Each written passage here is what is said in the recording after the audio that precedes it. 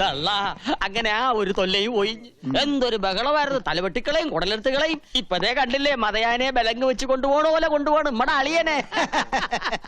എന്റെ കുഞ്ഞുമ്മക്ക, പട്ടി ഏറ് വാങ്ങാനും മനുഷ്യന്റെ തലയിലെത്ത് നേരെ ആവാനും അധികം സമയം വേണ്ട. എന്തായാലും കുഞ്ഞുമ്മക്ക രക്ഷപ്പെട്ടു. അലങ്കാരത്തിനാണെങ്കിലും കഴുത്തിന് മേലെ സ്വന്തമായിട്ടൊരു തല ഉണ്ടാവുമല്ലോ.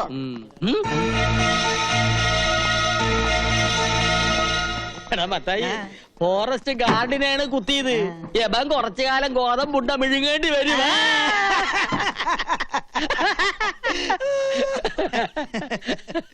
നോക്കള് നിന്നെ നോക്കണല്ല, കുഞ്ഞുമ്മക്കാനെ. അല്ല നിന്നെ. കുഞ്ഞുമ്മക്കാനെ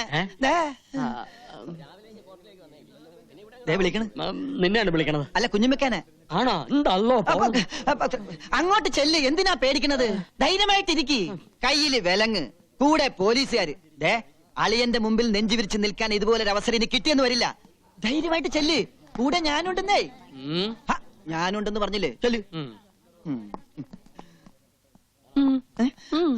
ഞാൻ വന്നോ? എന്താണ്ടാ? തൽക്കാലം ഞാൻ പോണു.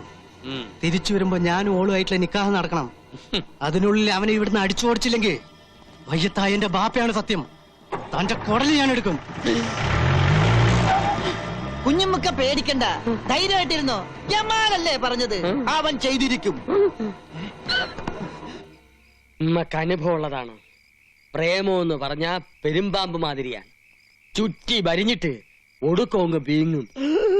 ആ പാവം പെരുമ്പാമ്പ് അതങ്ങ് വിഴുങ്ങിക്കോട്ടെ അല്ലേ. നല്ല പൊരുത്തുള്ള ജോഡികള് നമുക്ക് പാടില്ല. ജമാലിന്റെ കെട്ട് നടന്നില്ലെങ്കിൽ നിന്റെ മയ്യത്ത് കെട്ട് നടക്കും. എന്തിനാ കുഞ്ഞുമ്മക്ക വെറുതെ ഇങ്ങനെ കൊതിപ്പിക്കണത്? അവൻ വരണ്ട്. കാശെന്ന് പറഞ്ഞ അവൻ കമിഴ്ന്നടിച്ചു വീഴും. പിന്നെ ഒരു കാര്യം, ജമാലിന് വേണ്ടിയാണ് കണ്ണനെ തല്ലുന്നതെന്ന് ഇവനോട് പറയണ്ട. എന്തിനാ നിങ്ങൾ എന്നെ വിളിപ്പിച്ച്? പിടിക്ക്. എന്റെ 10,000 രൂപ. എന്തിനാ? ഈ ഒരുത്തനെ തല്ലണം. ഒരു വരുത്തനെ അല്ലാനോ? ഒരു മുസൽമാന്റെ തല്ല് തന്നെ ഓൻ കൊള്ളണം. പേടിക്കണ്ട, കൂടെ തല്ലാൻ ഈ നസ്രാണിയും കാണും. തല്ലാനുള്ള കാര്യം എന്താണെന്ന് നിങ്ങൾ പറപ്പാ. അത് തല്ലി കഴിഞ്ഞ ശേഷം പറയാം. കാര്യം ഭംഗിയാക്കിയ 2 പേർക്കും ഇനിയും കിട്ടും പണം.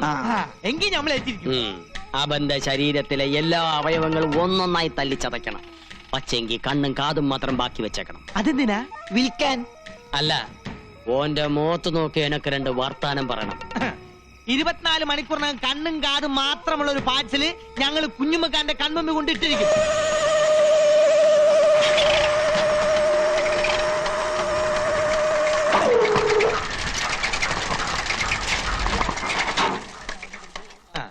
Hello hello hello hello.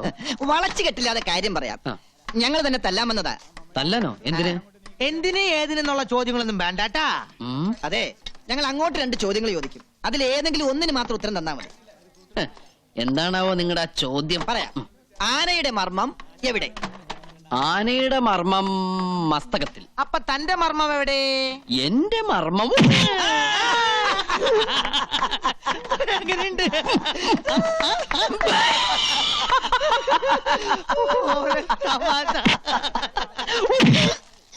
ഇതെങ്ങനെയുണ്ട്? എങ്ങനെയുണ്ട്? കൊള്ളാം.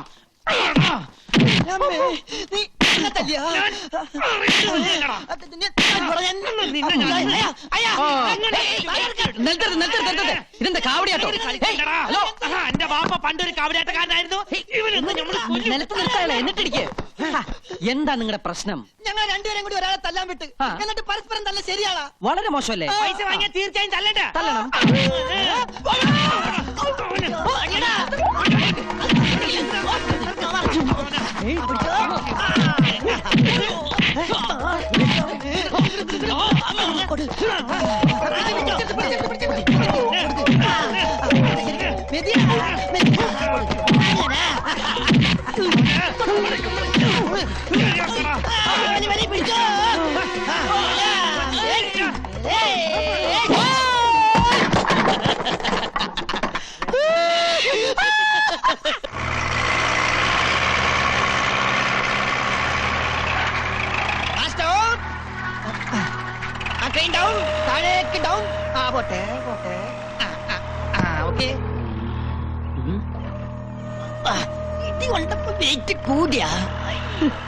അവന്റെ അച്ഛനെയൊന്നും ഉമ്മർത്ത് കാണില്ലല്ല.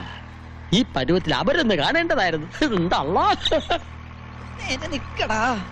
മാളിയേക്കര തറവാട്ടിലെ പെണ്ണിനെ മോഹിച്ച ഇതാണ് ഗതി. അന്ന് നീ ജമാലിന്റെ കയ്യിൽ നിന്ന് രക്ഷപ്പെട്ട്, പക്ഷേ ഈ കുഞ്ഞാമതിന്റെ കയ്യിൽ നിന്ന് രക്ഷപ്പെടാൻ പറ്റില്ല മോനെ. മൂസൂട്ടി എവിടെ? അവന്റെ അടിയായിരിക്കും അവനെ പരുവത്തിലാക്കിയത്. അല്ല, നിന്റെ കണ്ണിന് എന്ത് പറ്റി? സുറുമ എഴുതിയതാ. യന്ത്രമനുഷ്യൻ ഒന്ന് തിരിഞ്ഞേ.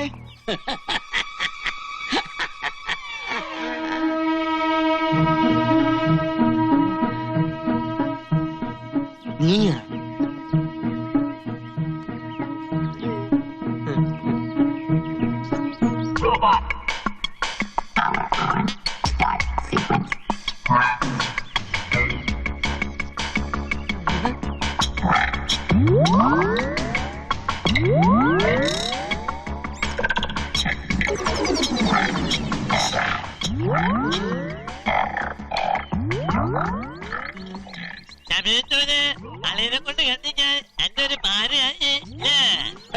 എന്ത് ഭാര?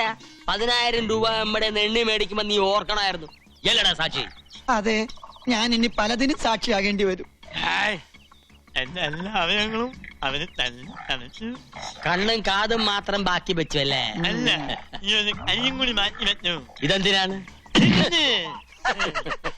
എടാ മൂസൂട്ടി, അന്റെ അടി നമുക്ക് വെറും തൂവൽ സ്പർശാണ്.